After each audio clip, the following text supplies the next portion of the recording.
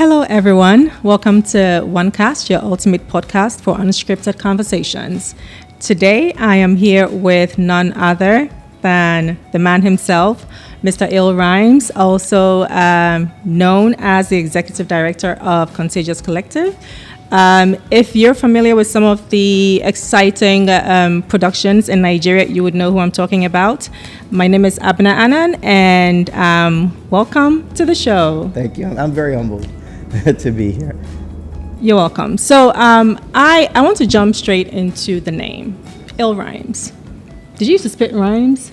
Back in the day, you know. Ha! I knew it. I think everything comes from a deeper passion. So, full disclosure, government name is Bardia Adipola. So I am Yoruba. But my pseudo name is Il Rhymes because back in the day, I really wanted to be a rapper, but I didn't blow. Huh. Okay, now I'm excited. Please spit some rhymes. Oh no! I'm way past that. Take us back. Age. Okay, we'll give you a bit of time. Yes. Before we wrap up, my outro will be bar 16. Okay. I love it. I'm a big rap fan, by the way. Hey, have fun to that. Okay. So today we're going to be talking about the entrepreneur's wealth playbook. And, I know that when you think about such a topic, you're thinking about the typical, straitjacket business person. But I'm looking at you and what you've actually created over the last decade. With your production company and all of the amazing things that you've been doing. And I think that you are actually the best person for this show because you're watching because me. No, I'm not. I'm not because I can actually see a lot of people who would aspire to be where you are, right? And I mean I know a bit of your story, but it would be great to understand how it all started.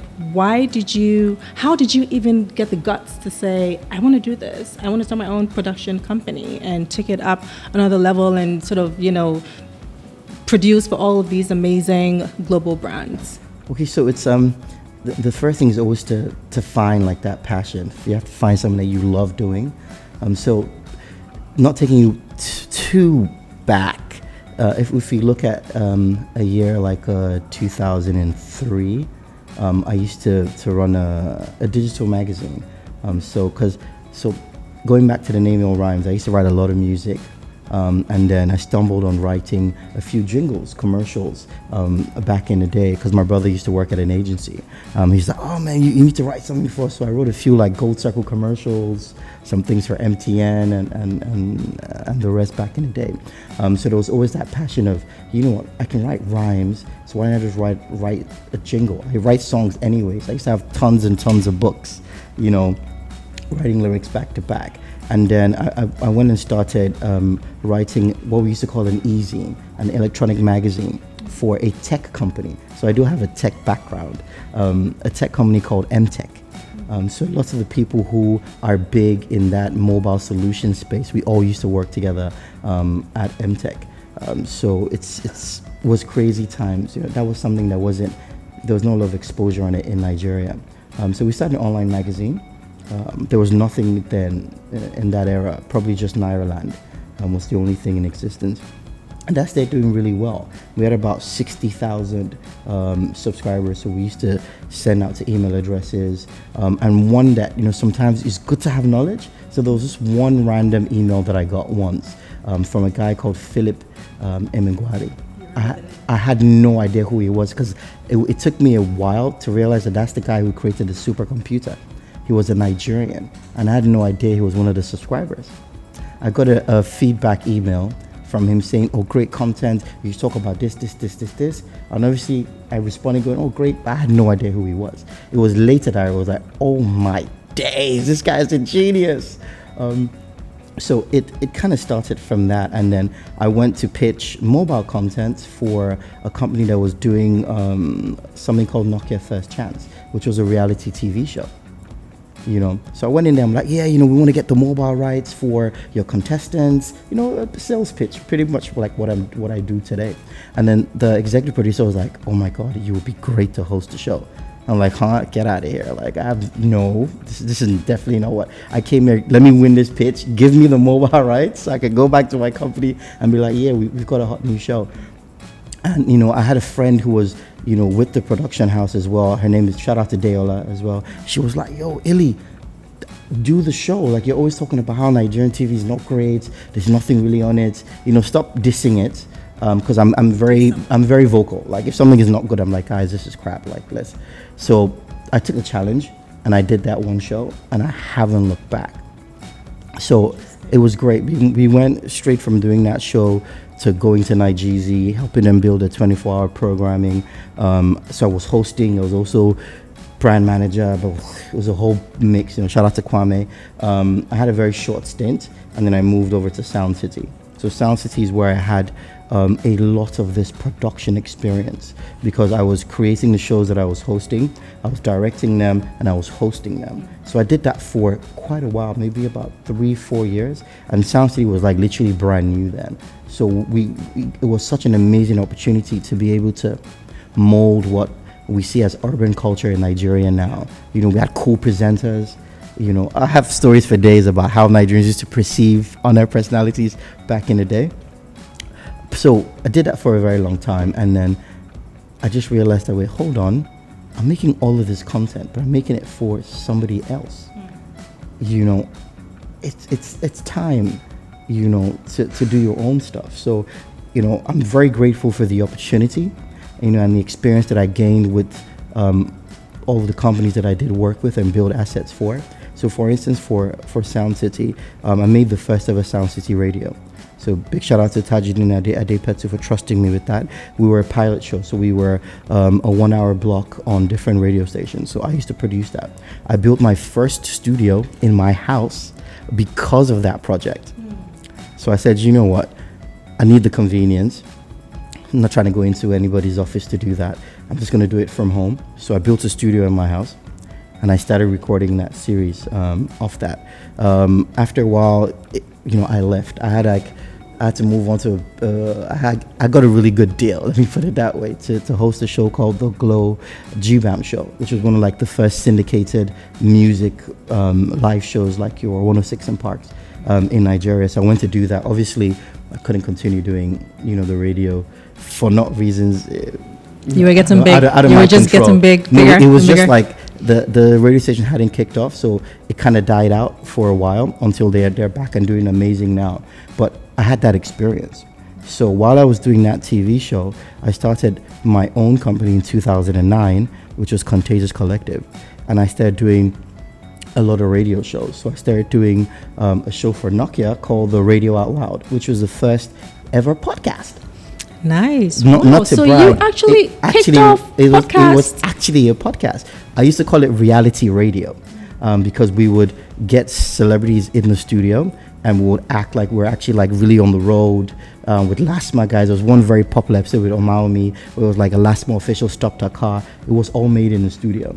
And then we reproduced it, put all the sound effects, and it was syndicated on about 8 stations across Nigeria. That was very big for a while. We've interviewed about 156 celebrities on that. So literally everybody that was pioneering. Anybody then was on it, and that's when like your Davidos and your WizKids and stuff were becoming stars. So it was such a great opportunity, and to be on a podcast now, that's like deja vu. Yes. So wow, what a great story. There's something you mentioned earlier that I would like for us to I'd like to probe a little bit. Yeah. So you talked about having the passion for Yes. it. So there's been a lot of conversations around, going after what you're passionate about. But then there's also the school of thought that, if you want to make money, don't focus on what you're passionate about. Look at other things that you do to give you money, but also, tap into the passionate, the passion ones differently. So what are your thoughts on that? Because obviously you followed that passion, and clearly everything that every space that you found yourself in has sort of helped you to nurture that passion and build it up to a certain level. So what would you say to someone who has a similar passion, maybe not in this industry to move forward? Like, how do they make something out of it? So every individual is different. Okay, so it's one thing to understand that you have a passion. So let's use music for instance. Music was my ultimate passion till now. I'm like, one of these days I've got a studio anyways, I might as well just jump in there, do one album for my own sake. But you can't now throw all your eggs in one basket. You can't say because I'm passionate about this, I'm going to have tunnel vision and not do everything else. What I did do was say my fundamental talent was creating content, whether it be writing or creating radio shows or creating television properties. The fundamental is creation. So you need to take that fundamental asset and say, how am I going to apply this into avenues that will become financially viable?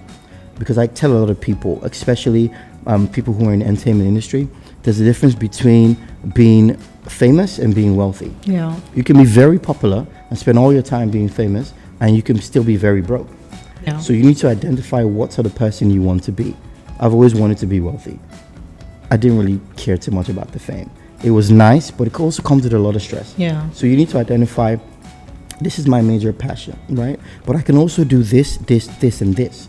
So how do I take that, my one passion, and use it to make me a better person at this and this and this? Which is why everybody who talks about business talks about like Warren Buffett and says multiple streams of income.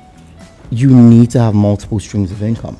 I make television shows, I make television commercials, I do radio shows, I do radio commercials. I also consult for businesses, state governments, etc. But I'm only doing all of these simply because my core passion is creation. So if I go out tomorrow and I create a series of events, you can't say I'm a jack of all trades, because what am I doing? I'm creating an experience that nobody else has done before. Yes. I found a way to apply myself and with things that are within my industry. So also try and pick an industry that is broad enough that you can successfully navigate different prongs of it and still be effective. Don't try and be a doctor tomorrow when you don't have the experience and you're a musician. Yeah. It doesn't work out. Yeah. You have to find, if you're an artist and the singing isn't working, learn how to be a sound engineer. You could be a more successful sound engineer. I haven't released a song in X amount of years, but I've written 100 commercials, 100 jingles. I'm still writing music. My name might not be on it. Huh. I want to hear. But going back to your thing, you really, really turn that passion into your profession. Yeah. I love what you said about identifying that core strength, because that is what has helped you. So it's not enough to say, oh, I am good at, say, writing or reading or creating X, Y, and Z, but really, what are you really, really good at? And building on it, that's what you have done. And it's opened all these other doors for you. But there's something else that it's away from this, but there's something you mentioned earlier about the feedback you had gotten from the earlier work that you did, the person that wrote to you and you realized that, oh, this is somebody that, a famous person. And I think that there's a sense of reward that comes from that, knowing that what you're creating is actually impacting someone in some kind of way. How has that been like for you? Seeing your creation out there and then seeing how it impacts somebody and how other people respond to it. What does it do for you? It's one of the most amazing feelings. A lot of people, as much as you want to make money, you can't make making money your objective. Yeah. So let me say something as wild as it is. While I was, being the editor of this e-zine that was so great, my salary was 30,000 naira, but I didn't care about that. I think in our generation we started to lose it, and in the generation behind us, everybody's too focused on the financials, and they're not focusing about the hard work. Everybody wants to find a shortcut. I know we have AI now and all of these things, but it took a lot of hard work to get AI, to where it is today. Let's not forget the principle of, now let's call it smart work. So you need to have 50-50. Nobody's going to give you anything for free. That's something that we need to realize. A lot of young people today, don't shoot me online, but are too entitled. I believe in smart work. If you want to be successful, put in some work into it. Don't say, oh, because I'm so creative, this guy needs to give me this job. It's not going to happen. Yeah. If it happens, it could be a fluke. A lot of people are rich on social media by influencing, but a lot of people put in a lot of time and work into building the platforms and applications that you can then influence on. Yeah. So there is, there's a chain right there. Yeah. So, okay. Great stuff. So let's move a bit into the wealth creation aspect of it, which is the main reason why we're here. You did mention multiple streams of income, and I think that has been a buzzword lately. In financial circles, you do hear a lot about don't focus on just your career. Look for other side gigs that can actually bring in multiple streams of income. So we're looking at this from the entrepreneurial point of view, but eventually I would like for us to look at it from, those who might not necessarily be entrepreneurs per se, but might have other skills that they could also sort of tap into the multiple streams of income. My hustle team. Yes. So let's go back to the entrepreneur. So as an entrepreneur, you've identified the strength that you have, and you believe that this is what you want to focus on and build on to sort of, stand out, because that's what makes you stand out. How do you go about tapping into those other opportunities? Because they don't come easily, and you can get stuck where you are. How do you do that? So, different ways. First of all, grace. You need to just have that grace. You need to be a good person to attract positive energy, to be able to do stuff. And one of the most important things to do, I can't remember who exactly told me this, but is a motto that I go with. As a planner, I tend to overthink a lot. So before I do this, I've thought out 10 different scenarios. But I learned the hard way, the Nike model, which is just do it. So if you're out there, you want to be an entrepreneur, do not be scared. Okay, always have that risk money. Always have that risk capital to say, okay, I want to do this. I'm going to put this into it. So everything doesn't have to be financial. It could be your time. It could be your sweat equity. To say, you know what, I'm going to sacrifice 2 weeks of my life. I'm not going to sleep for 2 weeks. I'm going to wake up every day, craft this show, craft this talent, and I'm going to go out there and sell it. That is one aspect. You need to be able to get up and do it. Now, for instance, when I started doing my on-screen part of my career, it was very hard for me. So a lot of people would have thought, oh, light-skinned guy, it must have been easy for him to get the jobs. No, I live in Nigeria. So I was too light-skinned for the target audience. My accent was not Nigerian enough. You had to water it down. It was not Nigerian enough for the market here. So it was very hard for me to get shows. So it was only like big global platforms or experienced like foreign producers or whatever who'd see me and say, you know what, this guy knows what he's doing. Let's have this guy on the show. And I'll go ahead and I'll do those shows. But to me, I like to work. So a lot of people call me a workaholic. So I sat back and I said, this is not enough. I don't want to do one show a year. I don't want to do 2 shows a year. Yes, I'm in this niche, that's great. Yeah. But I also want to make a lot of different products. And I said, you know what? I'm going to start making my own shows. And that's how I started creating my own shows. So I didn't go into a sound city and say, oh, I'm a presenter, so I'm just going to present. Yeah. I was like, no, I'm going to create this show. I'm going to do it myself. What does it take to do this? Okay, great. So being a producer means putting a show together, getting everything sorted out, making sure, end to end from conception to delivery, it's packaged. I trained myself. So I didn't go to school to learn all that. The only degree I have is a BSc in mass communication from the University of Lagos.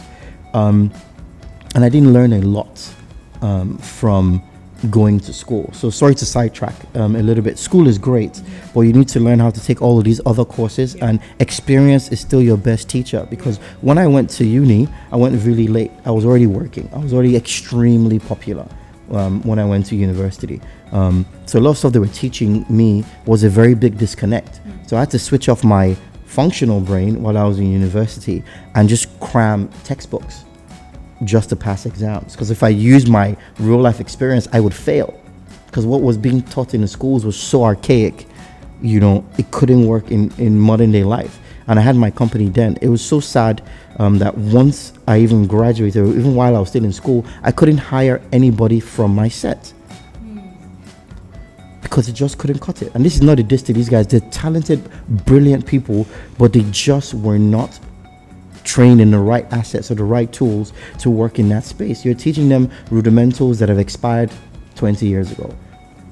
How is that going to work? So on an educational part, that's something we really need to work on. And yes, if the schools can't give it to you, you can give it to yourselves. So go on YouTube. If there's anything you want to learn how to do to create, going back to your multiple streams of income, go and learn. If you want to say tomorrow, I want to learn how to be a programmer, go on YouTube. Find that course. Not everything has to be expensive. You don't have to find that teacher to pay if you can't afford to do it. There are a lot of free platforms. Go on there, spend your time, learn. Any knowledge that you gain. I've done a ton of commercials for free. I've done a lot of events for free, simply because it was something new. And I was like, you know what? That experience is going to be invaluable. And I went ahead and I did it. So don't always think somebody's trying to use you. Also be smart. Don't go work for free for everyone. But every experience that you gather in any scenario occasion stays with you and makes you a better person. That's how you build multiple streams of income, because you can only get paid for something that you're good at. Yeah. That's really good. There are three things that I've picked up from what you just said, and that's, and the three elements really that you need: self-motivation, you need determination, and persistence. Because without those three, it would be difficult for you to, make things happen. So I would like for us let's just create a scenario. I am an entrepreneur. What kinds of growth strategies can you give to me, an entrepreneur, who wants to scale my business, whatever that business might be? You can actually come from your experience or other experiences that you've had. I think the principles are most likely simple. I think they'll cut across a lot of different markets. First of all is to focus on your brand. Focus on the quality of your good or your service that you're delivering. It's good to understand what competition is doing, but do not look at the next man and say, oh, this guy's crossing 100 million or this guy's crossing 10 million. I want to emulate that. You don't know his process.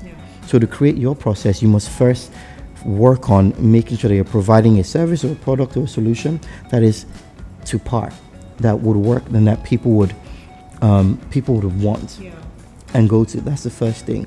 Second thing is, in my case, and I think the way the world is moving now, it works. You don't have to have a big business to have a successful business. Stop worrying about that big car or that big office. The world has moved out of that. COVID has also taught us that, guys, you can work from home. Use the most efficient technology at your disposal.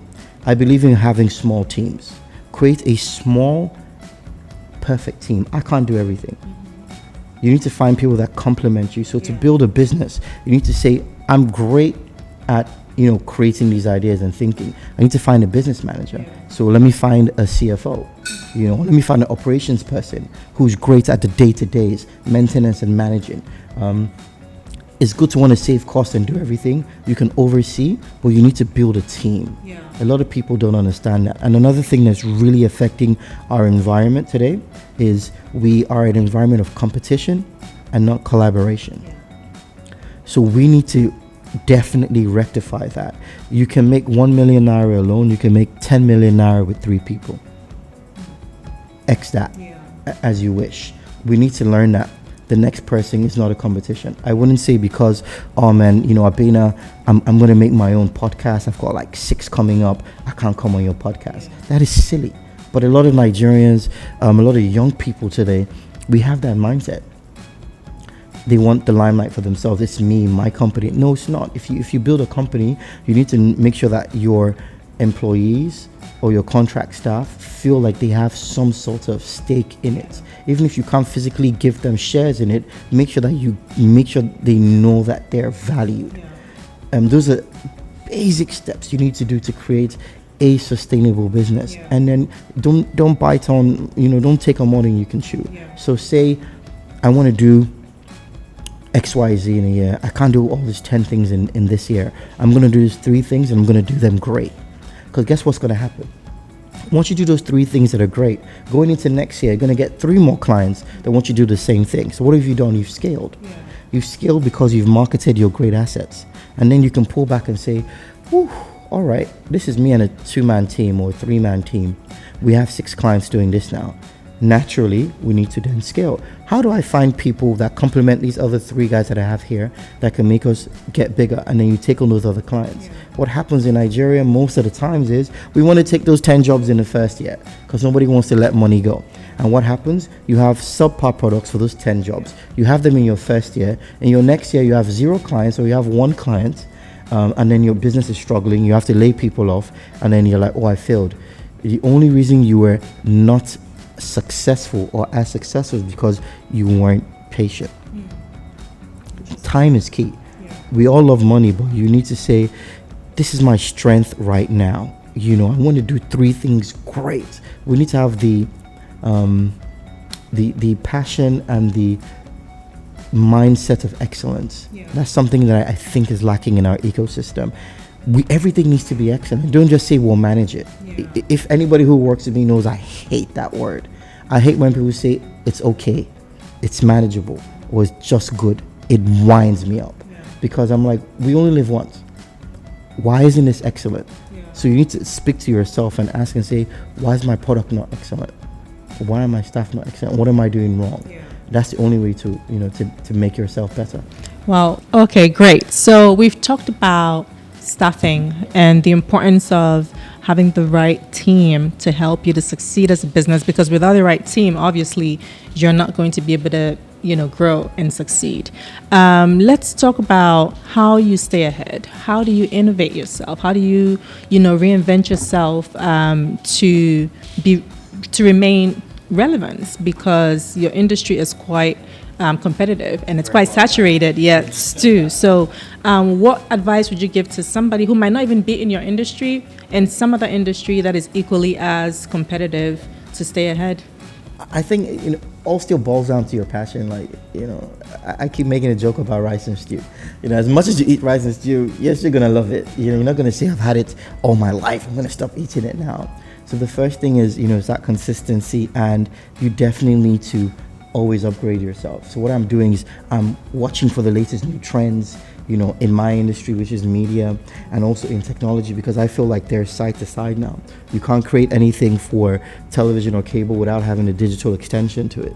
So I'm always thinking about that whole ecosystem. I'm like, how do I get better? And another big thing is you need to stop being too scared to ask. You can't know everything. I wouldn't say because I've been doing this for 20 years that I know everything. So I'm not going to see a young director who's doing some cool stuff and pull him to the side and say, dude, that was so dope. Teach me now. How did you do that? A lot of people are too embarrassed to ask how or why or please. I'm going to ask you because I want to get better. You also need to set targets that are way higher than yourself.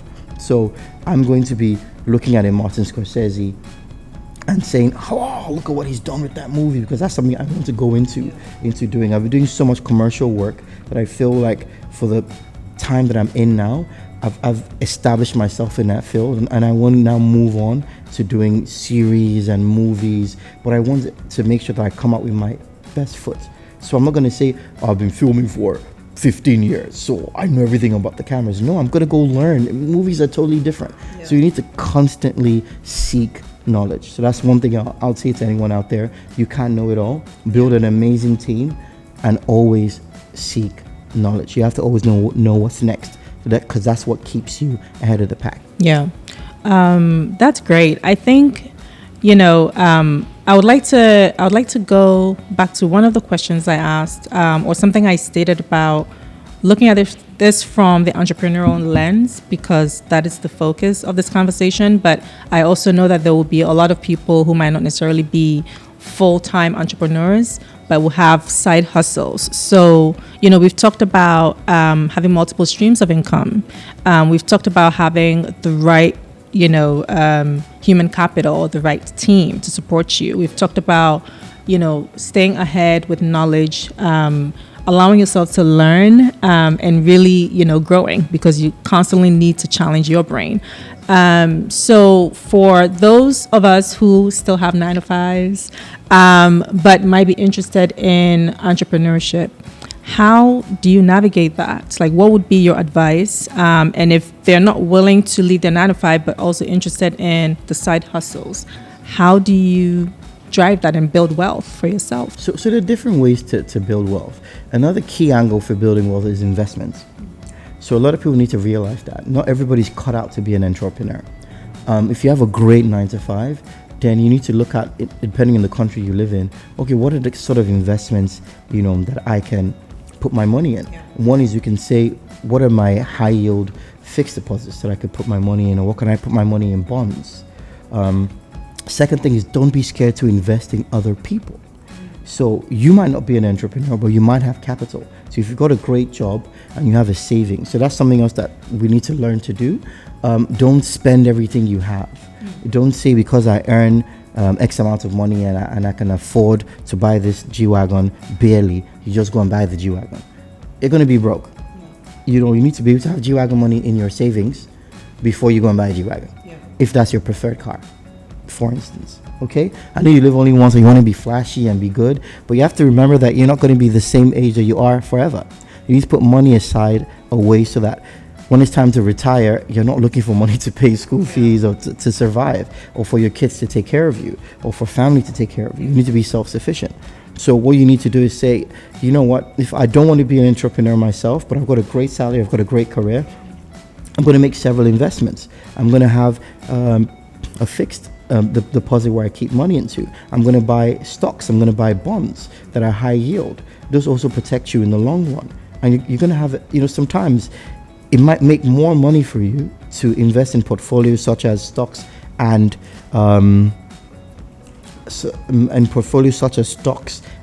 also buying property. Yeah. Property is a huge wealth creator. A lot of people who are very wealthy create property portfolios.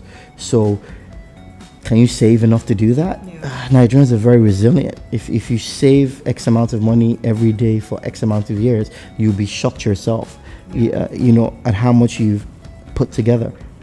So you need to have those portfolios. You can't only say, oh, this is my one bank account, I earn this, so my life is based on that. You need to look at yourself as a business and say, hi, my name is Illy, so for my portfolio, I need to say I earn X amount from my salary. I'm only going to spend X amount. I'm going to keep X amount. And this X amount is going to be divided into investments in property, down payment, investment in stocks and bond, down payment, investment in like a fixed asset. And the one that a lot of Nigerians might frown on is investing in other people. It could turn out to be your best investment. You could have that friend, that person you see in your neighborhood or you've met somewhere who is very smart, who has a great business idea. Do not be shy to say, okay, you know what? You have potential. Let's sign those contracts. I'm going to invest in you. Yeah. That could even be your best investment. Yeah. Let's collaborate, invest in ourselves. We are our biggest investments. Wow. I really appreciate that because it kind of speaks to your point about multiple streams of income, because that's what it is too. So whether you're an entrepreneur or a 9 to 5er, there's still other ways for you to earn income without necessarily starting a business. Like you said, not everyone is cut out to be an entrepreneur. So that brings us to the end of our conversation. But I'm not going to let you go until you spit a rhyme because you promised that at the end we're going to get a rhyme. So can we get it this time around, or we should wait for another episode? Yeah. Just a little. Just one line. I'm going to try and freestyle. So if it's bad, drop a comment. Let's go. So let's go. Here's an easy flow. So I've been dropping killer 16 since the year 16. The boy's bad as me. 20 years in the game, still rapping insane. I to the LR, that's my name. Abina. Yay! See, I'm your hype woman. That's behind you. Thank you so much, Bardia, for this. It's been great conversation. Thank you. And I look forward to us having you back on the show again to talk about something else. One phone call away. And it was a very serious conversation, guys.